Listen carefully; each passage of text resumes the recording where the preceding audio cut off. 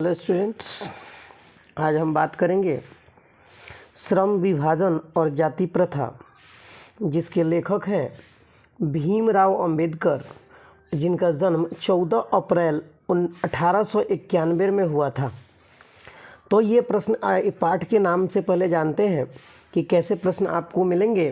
तो सबसे पहला आपका प्रश्न मिल जाएगा कि श्रम विभाजन और जाति प्रथा के लेखक कौन है। तो ये आप आंसर कर सकते हैं भीमराव अंबेडकर, जिनका जन्म 14 अप्रैल को 1891 को महू मध्य प्रदेश में हुआ था। अगर बात करें इनके बारे में तो ये संविधान के रचयिता माने जाते हैं। इनके प्रमुख प्रेरक थे बुद्ध, कबीर और ज्योतिबा फूले। इसके अलावा ये इनकी मृत्यु दिसंबर 1956 में दिल्ली में हुई थी। अगर बात करें इस पाठ का तो ये पाठ जो है अंग्रेजी में है और इसका हिंदी रूपांतरण ललई सिंह यादव ने किया था। और यह के जो पाठ है वो उनके द्वारा रचित एनिहिलेशन ऑफ कास्ट से लिया गया है, जो कि एक भाषण तैयार किया गया था लाहौर में देने के लिए जाति पाति तोड़क मंडल 1936 में वार्षिक सम्मेलन में देने के लिए तैयार किया गया था। लेकिन उन्हें लगा कि अगर यह भाषण दिया जाता है तो कोई ना कोई सामाजिक विभेद हो सकता है, अतः इसी कारण से इस भाषण को रोक दिया गया।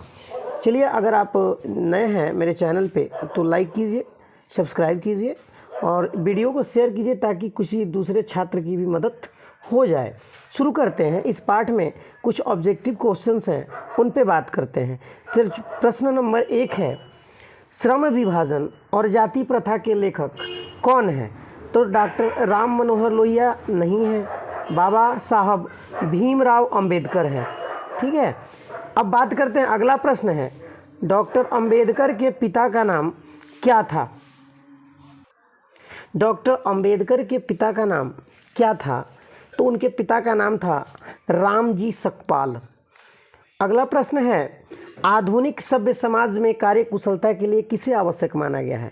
तो इसका आंसर है श्रम विभाजन। अगर हम काम के आधार पर समाज का बंटवारा करें तो कभी किसी के बीच में भेदभाव उत्पन्न नहीं हो सकता है।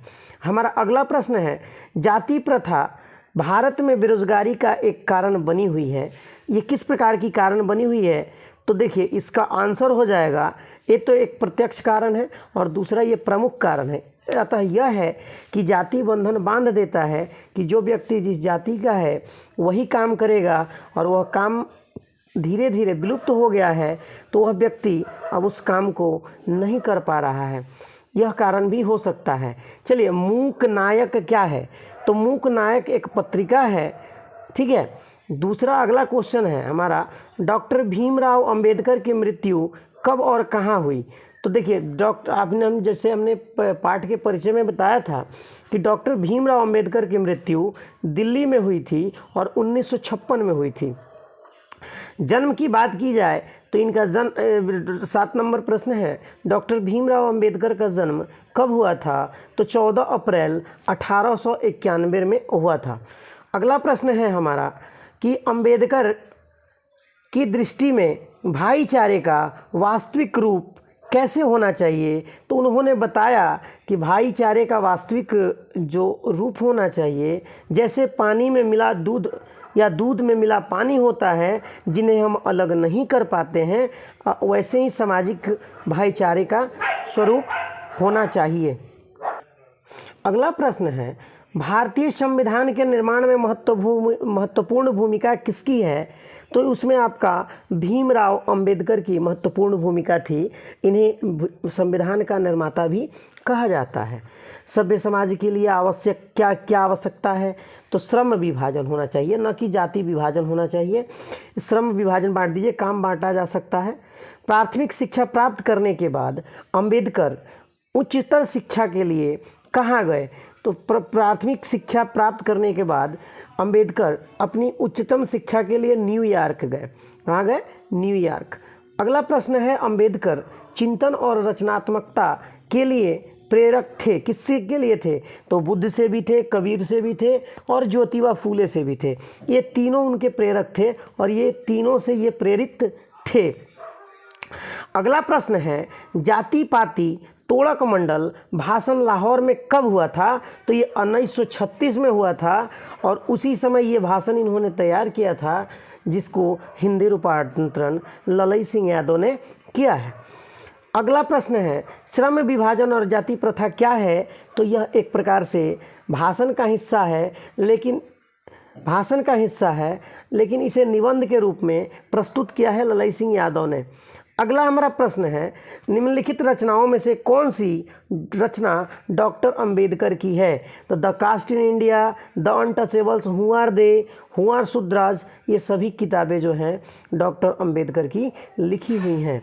अगला हमारा प्रश्न है कि आधुनिक सभ्य समाज श्रम विभाजन को आवश्यक क्यों मानता है? देखिए, श्रम विभाजन अगर बांटा जाएगा तो काम के आधार पर लोगों को बांटा जाएगा, तो इसमें क्या होता है, कार्य कुशलता की वृद्धि होती है। अगर जाति विभाजन होता तो इसको रूढ़िवादिता माना जा सकता है। अगला प्रश्न है, श्रम विभाजन और जाति प्रथा पाठ बाबा साहेब किस भाषण के संपादित अंश हैं? तो एनिहिलेशन ऑफ कास्ट, इसका नाम है एनिहिलेशन ऑफ कास्ट, जो जाति पाति तोड़क मंडल के लिए तैयार किया गया था लाहौर में भाषण देने के लिए 1936 में। अगला प्रश्न है हमारा कि अंबेडकर के भाषण एनिहिलेशन ऑफ कास्ट को हिंदी रूपांतरण किसने किया है? तो मैं अभी तक 2-3-4 बार बता चुका हूँ, ललई सिंह यादव ने इसका हिंदी रूपांतरण किया है।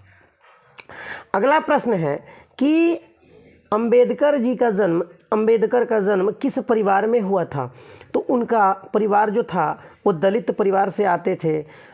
अगला प्रश्न है, लेखक को इस युग में कहाँ पर विडंबना दिखाई देती है? तो यहाँ तक उनको विडंबना दिखाई देती है। विडंबना का अर्थ होता है दुख, यानी किस बात में उनको ज़्यादा दुख महसूस होता है? तो वह है जातिवाद लेकर के। भारत में जो जातिवाद की स्थिति बनी हुई है उस पे उनको बहुत बेहद चिंता थी। डॉक्टर अंबेडकर के माता का नाम क्या था? तो उनके माता का नाम भीमाबाई था। ठीक है, अब आगे बढ़ते हैं। डॉक्टर अंबेडकर ने पीएचडी की उपाधि कब धारण की? तो उन्हें पीएचडी की उपाधि यानी कि पीएचडी डॉक्टर ऑफ फिलोसफी की उपाधि 1916 में प्राप्त हुई। 1916 में प्राप्त हुई। लेखक की दृष्टि में विडंबना की क्या बात है? तो जातिवाद के पोषकों की कमी नहीं है, यानी कि समाज में आज भी जाति को मानने वाले लोग हैं और वही लेखक उसी विडंबना पर बात कर रहे हैं। अगला प्रश्न है, लेखक की दृष्टि में आदर्श समाज कैसा होना चाहिए? तो लेखक बताते हैं कि एक आदर्श समाज का परिचय होना चाहिए जिसमें स्वतंत्रता, समता और भाईचारा मौजूद हो, वही एक प्रकार से आदर्श समाज है। लेखक बेरोजगारी का प्रमुख और प्रत्यक्ष कारण किसे मानते हैं? तो जाति प्रथा, क्योंकि जाति प्रथा है वो इंसानों को बांध देती है कि न चाहते हुए भी उन कामों को करना पड़ता है जो वो करना नहीं चाहते हैं। The caste in India and their mechanism किनकी रचना है? तो ये अभी हम भीमराव के बारे में पढ़ रहे हैं, तो उन्हीं की रचना है। भीमराव ने इसको लिखा है। आगे बढ़ेंगे। आर्थिक पहलू से भी जाति प्रथा क्या है? हानिकारक है। ये जाति प्रथा हर रूप में हानिकारक है। डॉक्टर भीमराव अंबेडकर का जन्म कहाँ हुआ था? तो मध्य प्रदेश के महू जिले में इनका जन्म हुआ था। अगला प्रश्न है, डॉक्टर अंबेडकर ने किस पत्रिका का संपादन किया? तो बहिष्कृत भारत नामक एक पत्रिका है, उसकी उन्होंने संपादन किया है। और अंतिम प्रश्न है हमारा आज का कि भारतीय संविधान के निर्माता के रूप में हम किन्हें जानते हैं? तो वह भारतीय संविधान के निर्माता जो हैं वो भीमराव अंबेडकर को माना जाता है।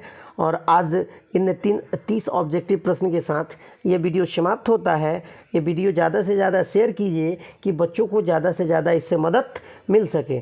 धन्यवाद।